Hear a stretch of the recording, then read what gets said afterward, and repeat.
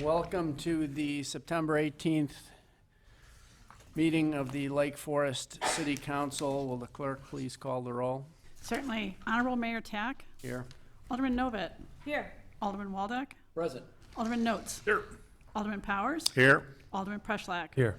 Alderman Gushgarian is absent. Alderman Weber. Here. Alderman Walder. Here. Mr. Mayor, you have a quorum. Please rise for the Pledge of Allegiance. Allegiance to the flag of the United States of America and to the republic for which it stands, one nation, under God, indivisible, with liberty and justice for all.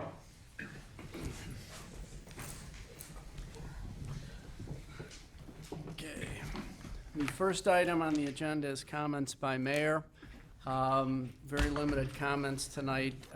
We had recent ward meetings in the city parks, which were apparently very well attended. The topics were pretty consistent from what I hear from ward to ward, some of which will be addressed tonight. I also attended a seminar on development put on by the Historic Preservation Foundation over the weekend. It was very interesting, to say the least, not specific to the city, but it was an interesting presentation. Next item is comments by city manager. Thank you very much, Mr. Mayor, members of City Council. Good evening. For tonight's Community Spotlight, I'm pleased to introduce Jim Holmes and Tom Marks from American Legion, McClintock Post 264. Tom and Jim are here tonight, both to share good news in regards to the loan that the Legion received from the city that was approved by the council last year, and also to share, I imagine, or to provide a plug, I should say, for an exciting event coming this weekend. Gentlemen.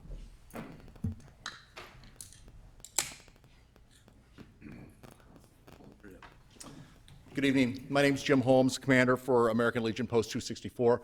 I want to thank everybody for the promissory note from last year, and we have our check for $37,500. I'm going to let Tom talk. This has been a journey for about 5 years and through 6 different commanders of our post, but have him share a little bit.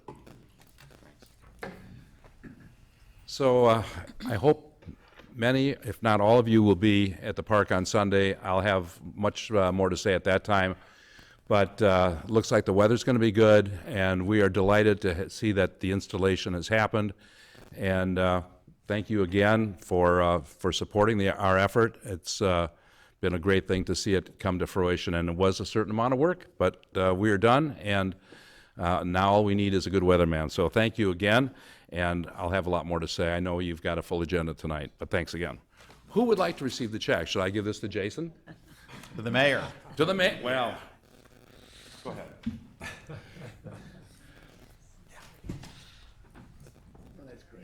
Congratulations.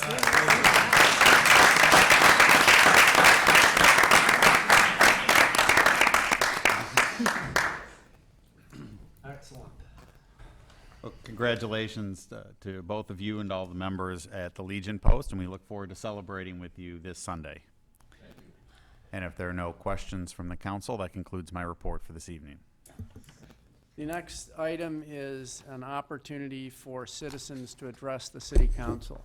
Are there any citizens that would like to present?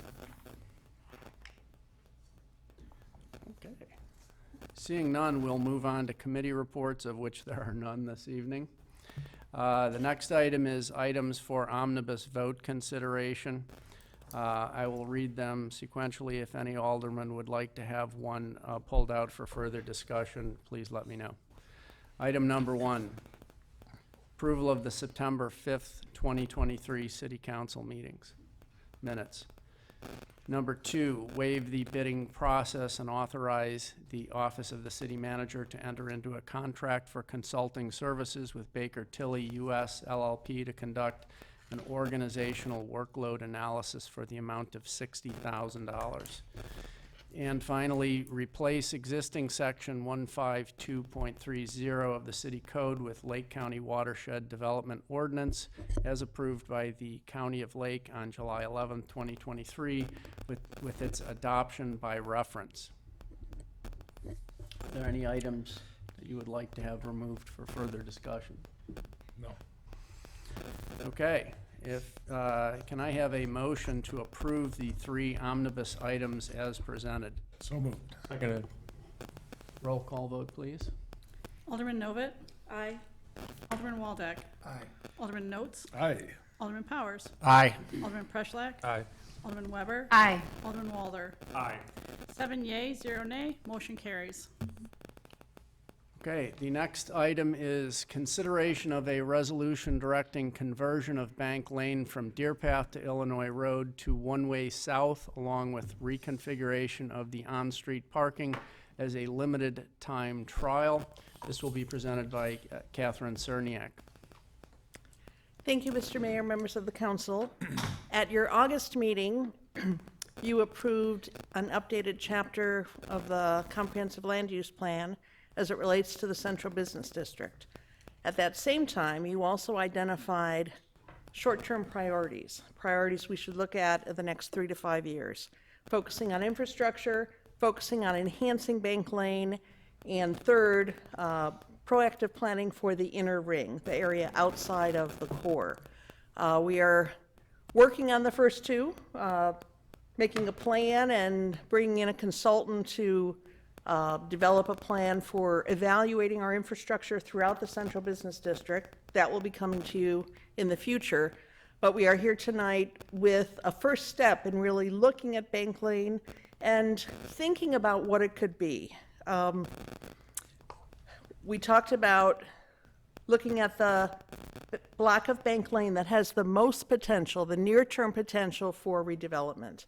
And there are some safety issues. So the block of Bank Lane between Deer Path and Illinois Road.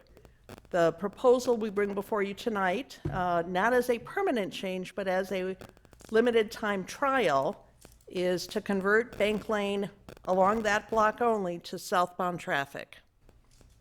Why? Why should we do a trial? It's a real-time experiment. There have been suggestions that we should first do a parking study, we should just do a traffic volume study, a traffic circulation study, and all those will give us numbers, but they won't really tell us how it works and what the problems are. And what we're proposing is certainly not going to be perfect. If we were going to come before you and suggest that you permanently make this change, there would be a whole lot more work. We would be looking at the width of the right-of-way and width of sidewalks. That's not what this is. This is really just an action to move a concept that have been discussed for probably 2 decades, to do something with Bank Lane, to raise awareness, to get people thinking, what works, what could work, creative visioning, and making a change will raise awareness and will call people's attention to that block. I'm sure we will receive a lot of complaints initially, but as we talk to, for instance, some people who are looking at the gas station on the corner, they're excited about what Bank Lane could be. So explore opportunities, get public input, stimulate thinking, test an easily reversible idea. We're not going to spend a lot to do this. We're going to restripe to put diagonal parking on the west side of the street. We'll gain 6 parking spaces by doing that. We will add curbs or wheel stops, concrete wheel stops, to protect the sidewalk. And that's all we're going to do in addition to adding signs. This will give us the opportunity in real time over a 6-month period to identify pros and cons and to think about if we're going to make a change on that block of Bank Lane, maybe it is one-way south, maybe it's keeping it 2 ways, but what opportunities does that block offer? And importantly, if we see development proposals come forward for 1 or more properties on that block, what do we want to be sure to get from them? Do we want to say, in order to get a development approved, we want increased right-of-way, or we want you to be responsible for a larger gathering area, a pocket park, landscaping. So this is really an opportunity to help the community think through what if we embraced a change on this portion of Bank Lane. You have this in your packet. The proposal would be to make Bank Lane one-way south. By doing that, obviously, you eliminate one of the lanes. We would add parking spaces. Again, we gained 6 parking spaces by doing this. This isn't perfect. It does create some interesting questions about accessing the parking deck. You will need to move from Deer Path south to access that parking lot. It will eliminate some of the sightline problems with northbound traffic turning both right and left onto Deer Path. And as we worked with our Public Works staff to align the south end of this street with the road across the street, we needed to make a few changes there. But again, it's striping and it's wheel stops and it's signage. How will it work? If you direct us to move forward by approving this resolution, if you were to make a permanent change to the direction of traffic on the street, you would need to do so by ordinance. You do not have an ordinance in front of you. That would need to be done later. We will contact directly affected businesses and property owners. We'll determine an implementation date. Right now, we're looking at November 1st, possibly a little earlier if we can do that. We would then, before we implemented this, we would undertake a public information process that would include both some advance notice signage in the area that this is coming, and then some permanent signage, some do not enter signage at different places along that street. We would restripe and add wheel stops, and then during the course of those 6 months, we would, on an ongoing basis, monitor and evaluate what's working. We would track comments we receive. If necessary, if there were a safety issue or a serious issue, we can easily make adjustments during that period. And then we would report back to the City Council, and we would hope to hear from you how you think it's working. If you choose to do so tonight, by motion, there is an ordinance in your packet that directs us to convert Bank Lane for this block between Deer Path and Illinois Road to one-way southbound, to reconfigure the parking, and to conduct an assessment of pros and cons over a 6-month period and return to the council. I would be happy to answer any questions. Are there questions or comments for Kathy? Alderman Weber. Thank you. I know, Kathy, you've addressed some of my questions offline, but just for the public, I do have a concern about the use of the parking structure on Bank Lane. We have 2 major restaurants on Illinois right there at the corner where they both offer valet. However, all the employees and the patrons all park within a 1 square block radius, and it gets very full at night. The valet also often are pulling U-turns in intersections and things to try to bring cars around. When the Deer Path hosts a large wedding or event, you've got additional cars. So it just makes it a little trickier in utilizing that structure where they're going to have to drive all the way around the block, and then they're going to have to make a left onto Bank Lane off Deer Path, back onto to come back and circling. So we eliminate one left turn, but we are still having another left turn to get back around. So I just wanted to bring that up as a concern that I do have. Obviously, a trial will determine if that's an issue or not for others. And again, not a perfect process, but because this block has potential for redevelopment, this is the perfect way to begin asking some of those questions and thinking about options. Thank you. Alderman Novak. I'm heartened that Deer Path, you can still access Bank Lane to the north off of Deer Path Road, as well as to the south. So I got a note from a member of someone who lives in the ward who was concerned that the traffic that backs up on Deer Path during the school day, during school pickup and drop-off times, would be affected by this, but I don't think it will be, because people can still peel off of Deer Path if they need to, either to the north on Bank Lane if they go to the north, or to the south. So there's still access off of Deer Path Road between Western Avenue and Oakwood, I guess. Yes. That was a concern that she made very clear, that I just wanted someone to hear that it was not the concern she thought it was. Are there any other questions, comments?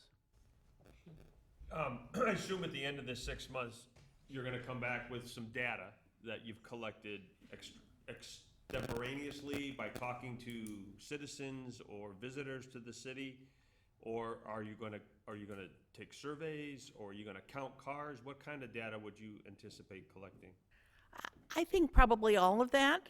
At the same time, we are talking about an infrastructure study, and we may be able to incorporate some traffic counts. We want to do studies and counts that are meaningful. So I think much of what we bring back is going to be feedback that we get and observations that we make. But city staff will be out on this block and observing what happens at week 2 and at month 3, and then as we move into the 4th and 5th month. So one suggestion is, if you're gonna collect certain pieces of data in a configuration as a one-way street, you would also like to collect that similar data in a configuration as a two-way street.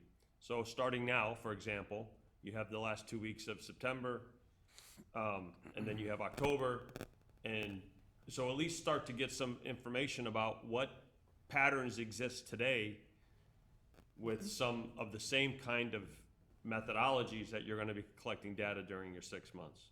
We will certainly consider that. Thank you. Any other comments? I just have one comment, particularly as it relates to that question. This is an experiential study. We want to know what the experience is. I don't know that we know any numbers, how many cars, time to get to your destination. What numbers are meaningful as it relates to this? What's actually meaningful is the experience of people living with it and working with it. And that's why we kind of decided not, this is like an in vivo study versus an in vitro study, I mean, numbers and studying rats tells you one thing, but the experience in human beings is what we actually want. And although you come from kind of the science background where you like to have numbers and things you can compare, it's really the experiential thing. If the end result of this is that people get used to it and feel about it the same way as two-way traffic, then it facilitates us doing something else. If the experience is very negative, then maybe we rethink the process. But I don't think numbers are going to really help us too much with this. I think this is just how does it feel to the public, and how does it feel to the businesses in the area, et cetera. So that's just my observation. With a left turn only into the parking deck, we anticipate that fewer people will hit that brick wall, which occurs quite often. So we will certainly track that. That's from having too many drinks, though. Well, it's probably a combination. Need to walk around the block a little bit. Thank you. Okay, is there any public comment on this matter? Ms. Lopat, if you'd like to come up to the, please introduce yourself and state your name and address, please.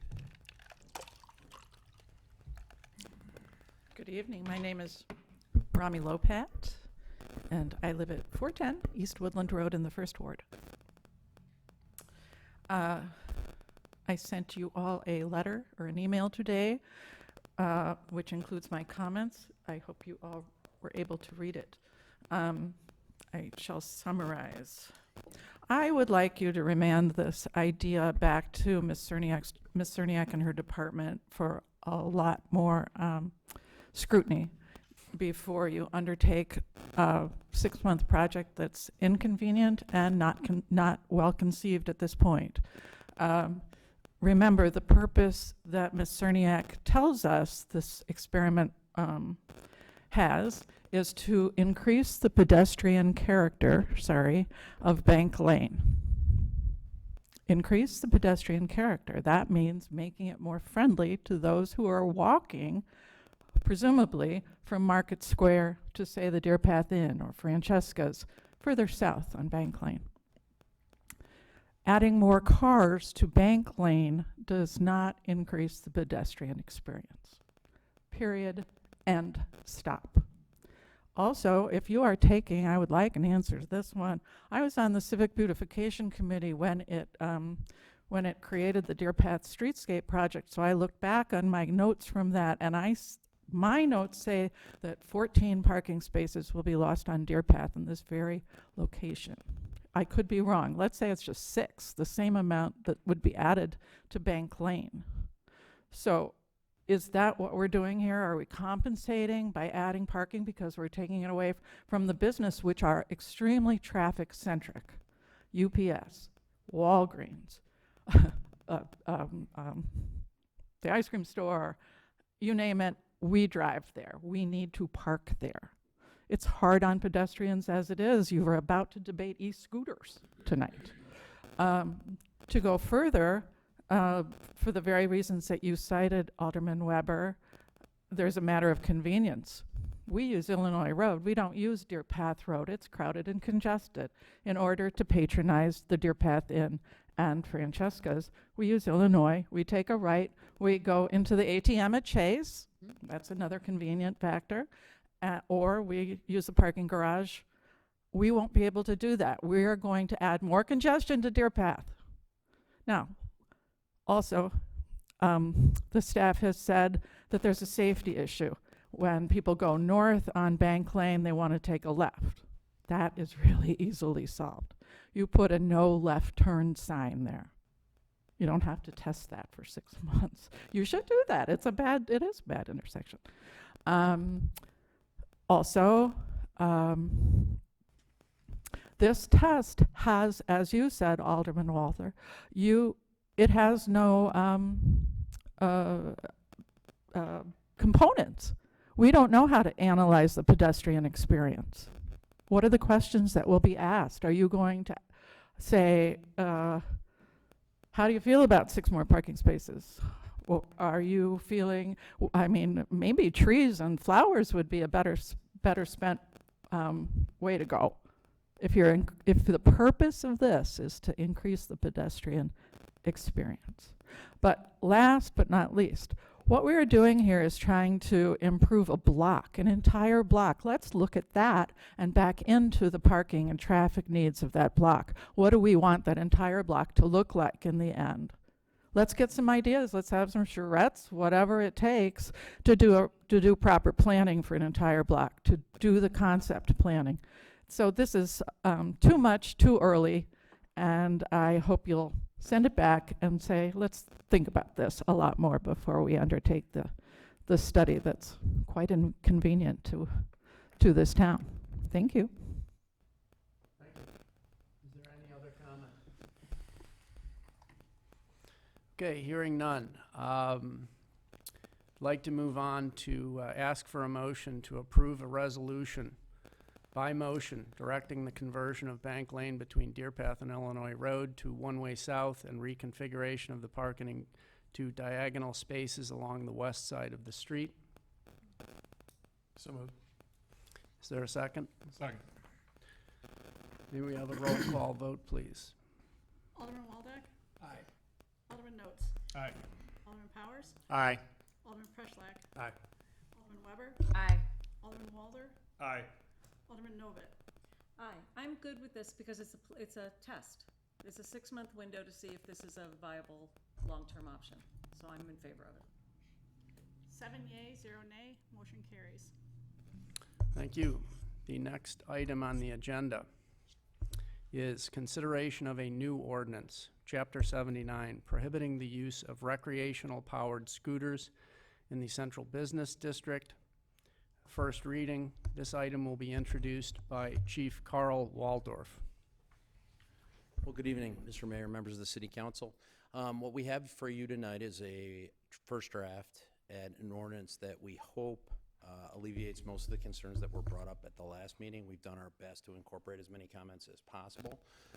We really didn't have a template to work from. There are a handful of communities in Illinois that have some form of ordinance governing these devices, but none of them are really going for what we heard at the last meeting. And so to some extent we were working a little bit without a net.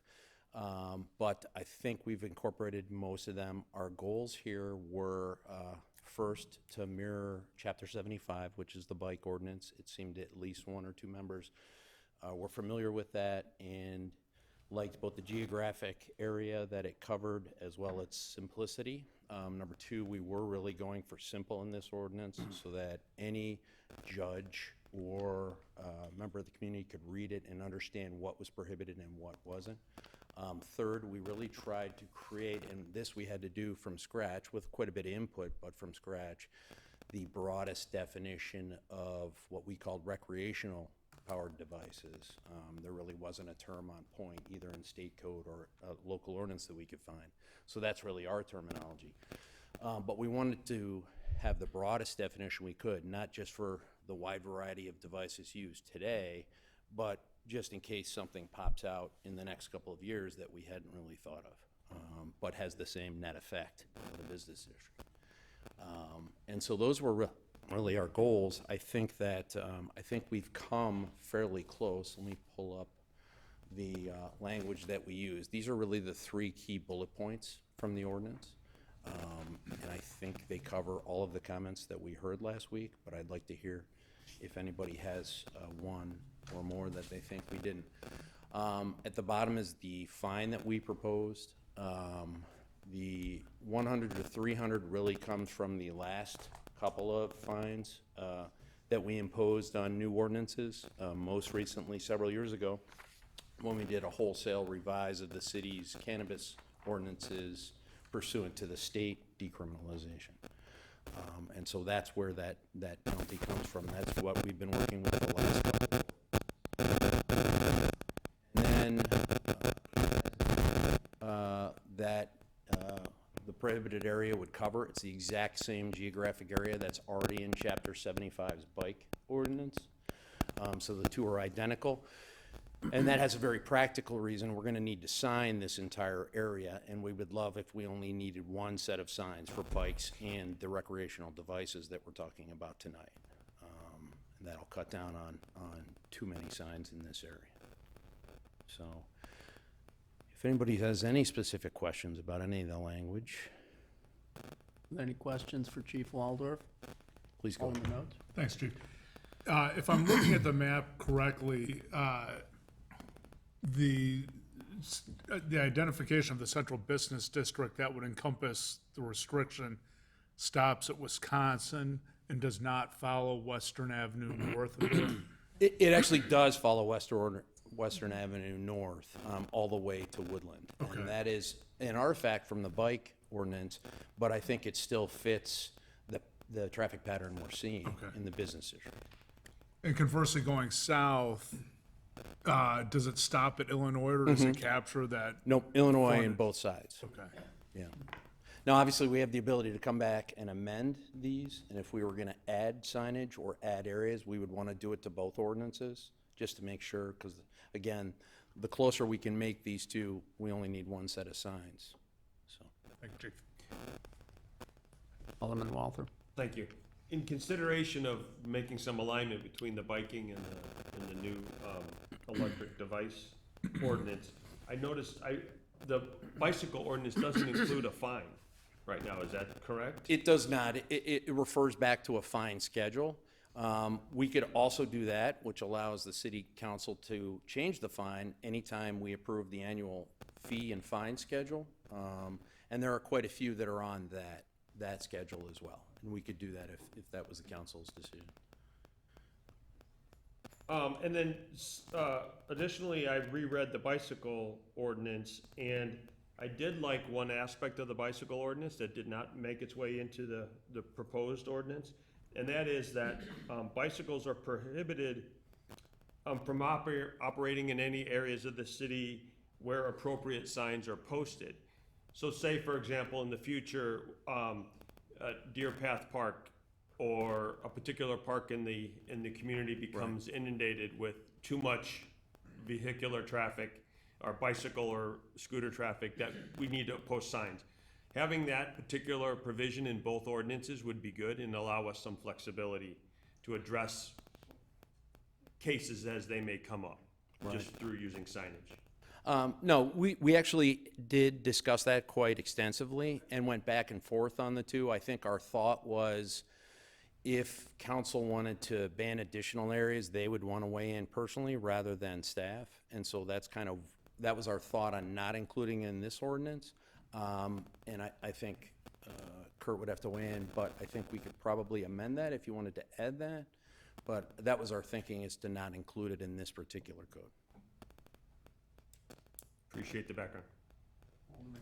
One other question just popped in my head.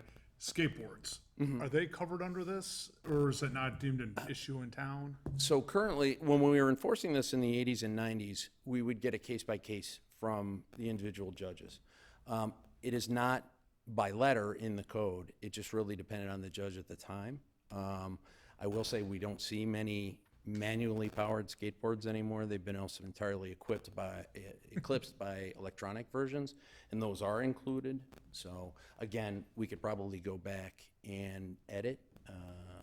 But you haven't seen tonight, it but- being an issue in town? I mean, I can't think of people complaining about it. No, As no. far as I know, okay, thank you. No. And I do think, I should say, with some of the comments, I think we're gonna have to come back and edit this at some point, because we just don't know what we don't know, now.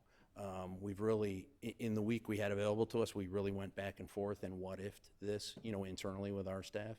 And there's a good chance we'll have to come back and touch one or the other at some future point, depending on how enforcement goes, especially once we start writing tickets. That's where the rubber meets the road, with the judges, so. I have Yeah. a couple questions. Did you I appreciated Alderman Waltham's suggestion about adding additional areas. I live near the bike path, the Robert McClory bike path.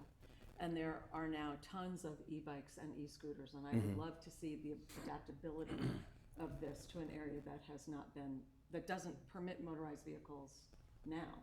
Right. So if we could have the flexibility to add that later, that would be great. I'm curious about how you're gonna enforce all this. What is this gonna take? So our current plan is, we're gonna have to get signage up first. And so the city will do that in-house. We'll design and post signs. I think our current plan is, because we're losing some of the weather, we can already see that going forward. I think we'll see ridership drop off as we get closer to winter. So I think our current plan is to do warnings throughout the fall. And then, assuming most of the riders will disappear over the winter, and then whenever it starts getting nice again, whether that's March or April, we'll start come back, and that's when we'll actually start writing tickets. Everybody will have had plenty of notice by then, both in our traditional communication forms and from us handing out warnings. The education element that I see on Right. the screen, is that gonna be education about rules of the road, or education about this ordinance, or both? It could be both, certainly. I think our intent in the slide was about the ordinance itself. I think it would be great to add Yeah. responsible ridership Yeah. to all this, and it seems with the age group that's affected primarily here, that maybe this is something that could be done in gym class or something to that effect. Right, and certainly our SROs are gonna handle it quite a bit and already have been. Yeah. And they'll be really the spear point in working with the schools to get the message out. Because you're right, the kids are a captive audience at school, otherwise they're not, so. Alderman Weber. Thank you. Chief Waldorf, thank you for answering some questions I had also through email. I just wanted to point out, our real priority, I think, with this whole ordinance is the safety of the pedestrians. That's the feedback that we've had. I know I've experienced it coming out of one of the businesses all along Western Avenue. But I don't want to stop the shopping habits of these particular patrons from shopping and participating in the local business. I think that's really important. So just taking a step further, besides the language here, I think it's wonderful to align with the current bike rules. Do we have any thoughts on, and again, maybe not be a question for you specifically, maybe for Jason, but either like some sort of bike rack or scooter parking signage, something so that these kids can like lock up their scooter somewhere so that they can still go around town. I'm having a hard time visioning a bunch of 9 to 12-year-olds walking their scooters or e-bikes or whatever. I just want to make things still pedestrian friendly. I think teaching independence is good, although I also know having 2 small boys that there's a maturity level as well, and this is Right. going to take some time for these rules to sink in. Right. And no, I agree. I think it's gonna take us a couple years of, steady work. In regards to, I think for sure the overall population of kids is going to decrease in the business district because they're not going to like walking their scooters. And so I don't know how much we can do to help that end of it. In terms of the parking side, I don't think you'll see much difference than they do now, which is just lean it up against the, the wall, run into Walgreens or wherever, and come right back out again.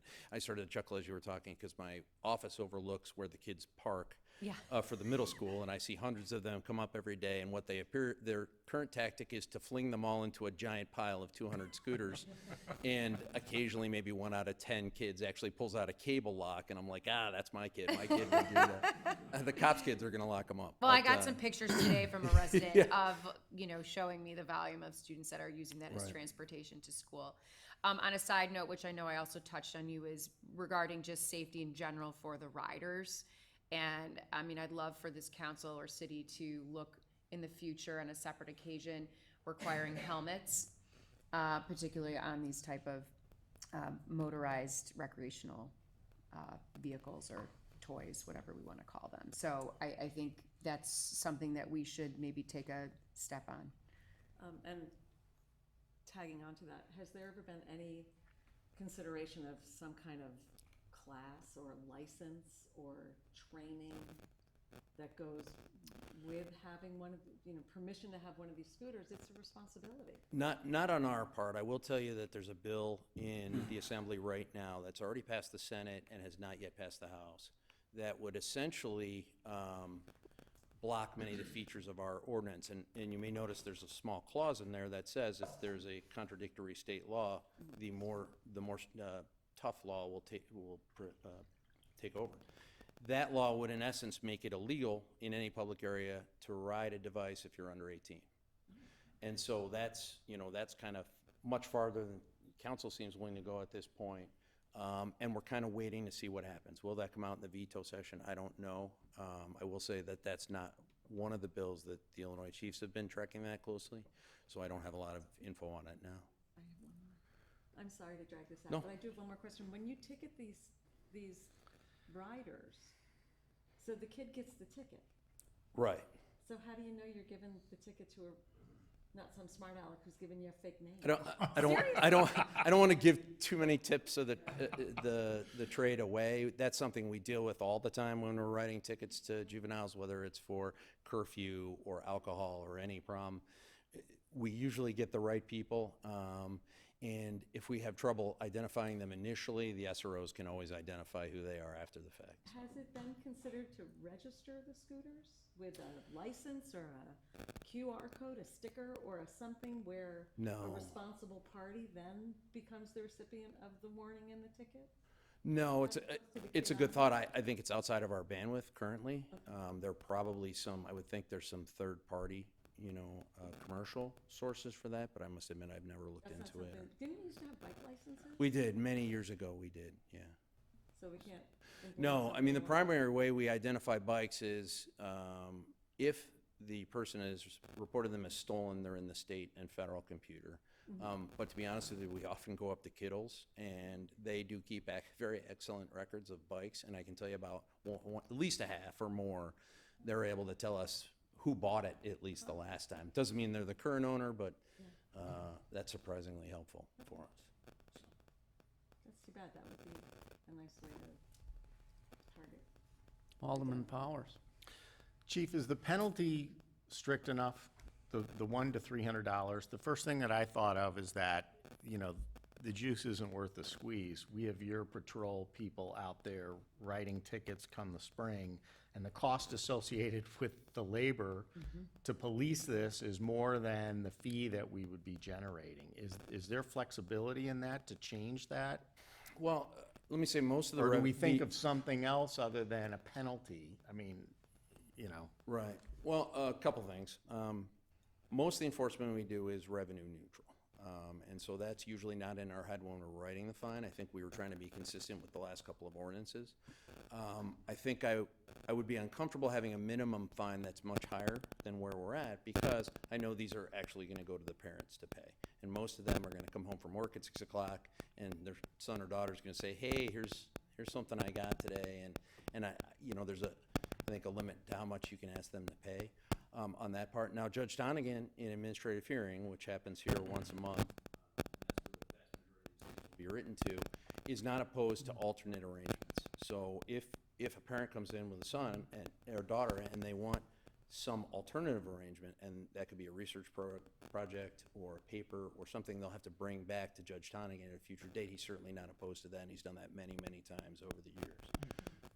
So if there's concern about just that fine amount, that's not always the final determination. Thank you. No other comments? Before we ask for additional commentary from the public, I have a question about the bike path. Sure. So there's currently a proscription of motorized vehicles on the bike path, but Right. as I understand it, that didn't contemplate what we're talking about here, because we also have prohibition against motorized vehicles on pedestrian walkways in the city, and it was determined that that didn't apply to this. So I'm wondering what your view on that is. Furthermore, I'm not so sure personally that we should not allow these scooters on the bike path, because it is theoretically a confined area that allows kids to get into the central business district within reasonable proximity of their businesses. I realize asking them to walk 2 blocks might be a bit much, but, you know, some might do it. So I'd like your sort of view on where we sit relative to the bike path and scooters. Right. Well, approaching it from the end we hear, which is kind of the complaint end, I'm certainly not getting any on the bike path with the ferocity that we're getting to the business district the last couple of years as the number of these devices really ramped up. I think that we would not be opposed to looking at that again down the line. I do think we have quite a bit of work cut out for us just in the next couple of years getting this into sort of Lake Forest's culture. And so I'd love to just focus on that for a while. We certainly don't have any accident statistics to share with you of scooters on the bike paths versus anything else. We do have a fair amount of bike crashes on those, but so far, no scooter crashes that we are aware of. And I know occasionally someone could be hurt and just not call the police. That's not unusual. I'll note too, just in terms of considering unintended consequences, at least anecdotally, we know that there are adults, usually older demographics, who at times have the e-bikes, whether they have, you know, knee or hip-related issues, and they do use the bike path. So I know we're talking more about targeting youth with these scooters. Would just share, again, based on anecdotal observations, that there is a growing prevalence of e-bikes using the bike paths in town. No, I think just the point that bike path is called do you think that that's an area where bicycles and perhaps these sorts of vehicles ought to be considered having some degree of precedence? Not that I think people shouldn't be able to walk there, but I think if you walk on a bike path, it's like walking on a road. You have to have some extra consideration. The other thing I'd just like everybody to know, and this is, I mean, this isn't something that we just came upon in the past 2 weeks. I mean, literally from the day that I arrived, I began bothering Jason about this issue. And we agreed that we had to start with efforts at education and signage, which we did, you know, and I think that what's happened over the course of the summer is that we just realized that those tools by themselves are truly insufficient for this. And what's the consequence of doing nothing? If you take a 70-year-old who gets hit by a scooter or a bicycle on a sidewalk, who sustains an injury, common injuries, let's say a hip fracture, the 1-year mortality from that injury is 20%. The statistical risk of an elderly person, being defined as virtually everybody older than me, who's independent, having that type of injury and losing their independence is also quite high. So the cost of doing nothing to a large percentage of our citizens, and what's our average age in Lake Forest? I believe it used to be 64. I think we're down to 62. But my point is simply this, that we spend a lot of time being concerned about the safety of children, as we should be, but this has to go the other direction as well. And we need to be concerned about the safety of our older citizenry as well. And so I think that's really the necessity of all of this. So anyway, thank you. Thank you. Now I'd like to ask for public comment, if any. Sir, please step to the podium and give us your name and address, please. Name and address? Okay, I'm Jeff Page. I'm at 207 Washington Road in Lake Forest. And I know you've covered a lot of things, and certainly the police chief is aware of a lot of this, but I think I would just go over this, and I can email the comments I will make to anyone who wants it.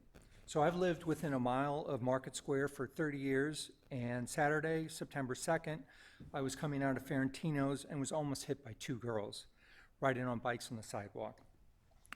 They showed no remorse, and they just kept on going. So obviously it wasn't a big issue for them. I was upset, so I went to Facebook, Lake Forest, Lake Bluff neighbors page, and posted to see if anyone else had similar experiences. Within 2 days, we had almost 200 comments. Another woman also made posts there in the city of Lake Forest for a total of 350 comments. Many said they wanted an ordinance and enforcement of not allowing scooters and bikes on sidewalks downtown. Some people didn't believe it was an issue, so I went to monitor it. Saturday, September 2nd, I went to Market Square at 2:30, and I saw 20 people riding scooters and bikes on the sidewalks. Saturday, September 9th, I went to Market Square at 2, and in 30 minutes I saw another 20 people riding on the sidewalks. Thursday, September 14th, I went to the corner at Walgreens, Deer Path and Western, from 3:30 to 4. Deer Path Middle School gets out at 3:35. Obviously, this is the busiest intersection in Lake Forest. I saw 35 people riding scooters and bikes on the sidewalk in 30 minutes. I must admit, I took videos of those people on the sidewalks, and some people were upset. I took videos because many people didn't believe me or thought it wasn't a big issue. I stopped doing it and never posted on Facebook. Friday, just this last Friday, at September 15th, I went to the corner of Deer Path and Western Avenue from 3:30 to 4:30. I saw 123 people on scooters and bikes at that intersection in 1 hour. 123 in 1 hour? That brings the total to 195 people I've seen on this with scooters or bikes on the sidewalks around Market Square to Walgreens. 195 within 3.5 hours in 4 days, 3 weekdays and 1 Saturday. Friday, there was an accident near Market Square. A woman who told me about it didn't see the accident, but was there shortly afterwards. Apparently, a girl was hit and didn't have a helmet on. The woman described the friends and the driver as horrified. In the 60s and 80s, when I grew up here in the 60s and 70s, there were rules not to ride bikes on sidewalks that were strictly enforced. I would never imagine riding my bikes downtown. I propose an ordinance for not riding bikes and scooters on sidewalks on Western Avenue from either Fresh Market, I mean, I can understand Woodland, but there's a little bit more space there, from Woodland to Fresh Market, to Walgreens. Ideally, as the police chief said, all the way to Illinois, because I saw a lot of people going down from Deer Path to Illinois, going downhill, going very fast, and obviously you got Dunkin' Donuts and a lot of businesses there. And then from Western Avenue on Deer Path, from Western Avenue to Oakwood, and including Market Square.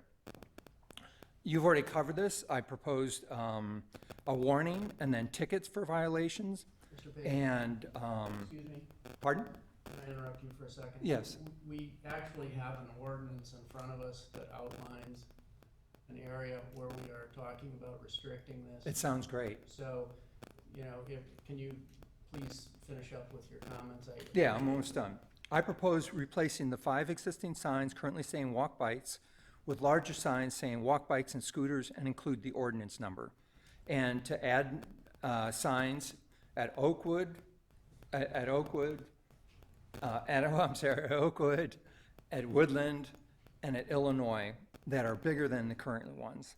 And particularly, monitoring particularly around Market Square and the intersection of Western and Deer Path. And if it's necessary, I could provide the videos I took to police or the city council. And you can go to these Facebook pages. One is the Lake Forest, Lake Bluff neighbors, and then we also posted on the City of Lake Forest. Thank you. Thank you. Is there any other public comments on this matter? Please step up. Name and address, please. Hello, my name is Katie Manley, and I live at 837 Valley Road. And I'm here today just as a concerned mom. I have a daughter who rides a scooter. I'm with my daughter, her friends, on a regular basis. There is a real divide in the community, obviously, between the riders and the non-riders. The children I know are not getting on their scooter in the morning saying, I want to speed around and hurt someone. They need education, but the community as a whole needs education because there's a backlash now. We have individuals filming our children multiple days and posting about it. There are many. I never posted. You posted your comments about it. We can discuss that later. Please, don't interrupt me, please. Please. We can discuss this. I am just here asking for communication, improvement on both sides. The children need to be educated. They're all in school right now at Deer Path, the elementary schools. What are we waiting for? Have someone in there tomorrow. The kids don't want to hurt people. They do not truly want any harm to anyone. But the children are now receiving comments from all sorts of people, even if they are walking their scooter. So it's just gotten out of hand on both ends.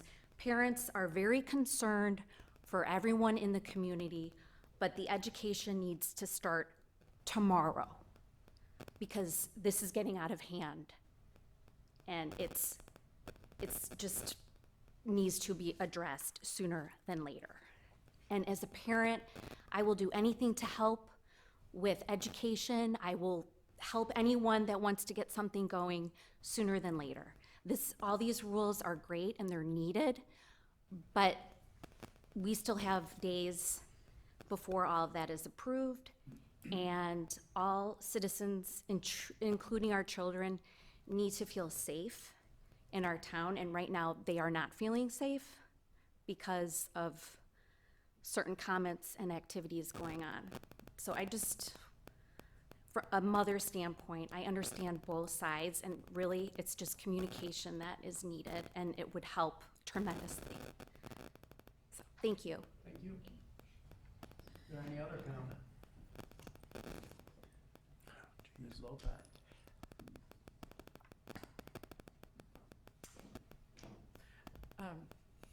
Rami Lopat.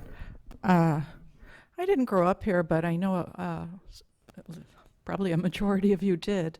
I got a phone call today from a woman who did grow up here, and she said that when she was growing up here, she had to get a license to ride her bike, and she had to do rules of the road, and she had to pass that. Is that a possibility? And should it come back? Did it die because of a regulatory problem, an administrative problem? But another person called me today and said that the education campaign has reached the parents. Yes, to your point. She said some good has come out of it. My child is now at least putting a helmet on her head. She got that. But it's taking time for us to deliver this message to our children. And That's all I want to say. I don't have a dog in the fight. I just think that you're on point. Both of you are. It has gotten really contentious. You all know that. And somehow I don't want to dissuade those kids. To your point about the bike path, I love seeing the kids in downtown Lake Forest. They are spending money hand over fist. They are bringing vitality here. They need ways to get there. But I'm one of those 70-year-olds that doesn't need another broken hip. Thank you very much, doctor. So I get it, but I think you can go further with the education part. Thank you. Is there any other comment? And as Chief Waldeck, sorry, Judge Waldeck. He's very talented. He wears many Waldo hats. pointed out, a big component of this is a process of education, much of which will occur over the course of the winter. In fact, we've been doing it up to this point, but we do need a receptive audience, and parents do play a role in sort of preparing the grounds for this. That children need to sort of pay attention to what's being said, because they are a key piece of the solution to the problem. Even rules won't help if the kids don't pay any attention to them, and that requires some parental involvement as well. So anyway, moving on from there, if there's no more comment, what I would like to do is consider first reading of the ordinance in question. Can I have a motion to approve first reading of the ordinance? So moved. Second. Can we have a roll call vote, please? Certainly. Alderman Notes? Aye. Alderman Powers? Aye. Alderman Preschlack? Aye. Alderman Weber? Aye. Alderman Walter? Aye. Alderman Novit? Aye. Alderman Waldeck? Aye. 7 yea, 0 nay, motion carries. Okay, very good. Are there any additional items for discussion or commentary by the alderman? I have a comment. Can we direct staff to come up with some kind of an educational program that can be delivered to the schools as quickly as possible to help implement the rules of the road and responsible biking and responsible e-scootering and things to the point of our commenter? Just to kind of get the responsible behavior ball rolling. Yeah, no question. I'll just add that we're already having conversations Thank you. with the schools about the type of educational Great. programming that can be offered, whether they be in wellness classes, whether they even be in all school assemblies. Obviously, any final decisions on that will rest with the schools, but I think they're willing partners in trying to address the issue at hand. I would say I think it's a more effective approach for us at this time versus considering any sort of municipal licensing and education program. I do want to be mindful of the limited bandwidth that our police department has right now, and this is already going to be a significant increase in the amount of resources that are being devoted to the business district dealing with these youth issues. Even if you have a licensing and registration program, it still comes back to the same issue of enforcement as to whether kids are adhering to whatever the rules are. And so I don't know that the time that it would require of staff would produce enough of a positive outcome to justify the program, but certainly we can evaluate that as we roll into spring next year. And if we find that we're not achieving the success that we want with the current scope of the code amendments that are being proposed, then we can always look at adding additional layers to it in the future. Okay, is there any other commentary? I would add just quickly, I think this is an issue as we talk about education that it takes all of us. And I can mention about a half dozen times in the last week where I've just asked very politely as kids are zipping through downtown, hey, please walk your scooters or walk your bikes, and they've been very respectful. So my only point is, as we have a new ordinance and we're trying to make sure this is safe for everybody, that I think we all need to take that position and be vocal about it when you see it and experience it, and hopefully do it in a thoughtful way where the kids don't think they're being chastised or singled out unnecessarily, but it's got to start somewhere. And I know parents are doing it the minute they leave your house, right? Be conscious, think about it, wear your helmet, but all the rest of us that are in town and shopping too that see and witness it, I think it'll only help our cause if we can, in a very considerate way, make sure the kids are aware of what a concern it is. Any other commentary? I just have one, and this has nothing to do with e-scooters or anything else. So I'm gonna jump off, but I do wanna give a big shout out and a congratulations to a Ward 1 neighbor of ours. In front of me, I have the Thursday, September 7th, 2023 Wall Street Journal from the College Pulse ranking of U.S. colleges, and number 27 is Lake Forest College. So I want to give a big congratulations to them and a big shout out. They should be very proud of that. Okay. Where are we at here? There being no other business to address, can I have a motion to adjourn? Second? Second. All in favor? Aye. Adjourn. Thank you.